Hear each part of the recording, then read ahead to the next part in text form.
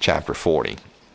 And it came to pass after these things that the butler of the king of Egypt and his baker had offended their lord the king of Egypt, and Pharaoh was wroth against two of his officers, against the chief of the butlers and against the chief of the bakers, and he put them in ward in the house of the captain of the guard into the prison, the place where Joseph was bound.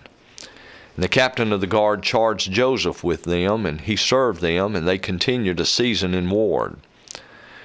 And they dreamed a dream, both of them, each man his dream in one night, each man according to the interpretation of his dream, the butler and the baker of the king of Egypt, which were bound in the prison. And Joseph came in unto them in the morning, and looked upon them, and behold, they were sad. And he asked Pharaoh's officers that were with him in the ward of his lord's house, saying, Wherefore look ye so sadly today? And they said unto him, We have dreamed a dream, and there is no interpreter of it. And Joseph said unto them, Do not interpretations belong to God? Tell me them, I pray you. And the chief butler told his dream to Joseph, and said to him, In my dream, behold, a vine was before me. And in the vine there were 3 branches, and it was as though it budded, and her blossoms shot forth, and the clusters thereof brought forth ripe grapes. And Pharaoh's cup was in my hand, and I took the grapes and pressed them into Pharaoh's cup, and I gave the cup into Pharaoh's hand. And Joseph said unto him, This is the interpretation of it. The 3 branches are 3 days.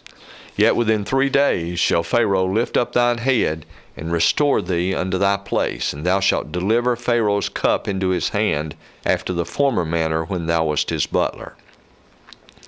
But think on me when it shall be well with thee, and show kindness, I pray thee, unto me, and make mention of me unto Pharaoh, and bring me out of his house. For indeed I was stolen away out of the land of the Hebrews, and here also have I done nothing that they should put me into the dungeon.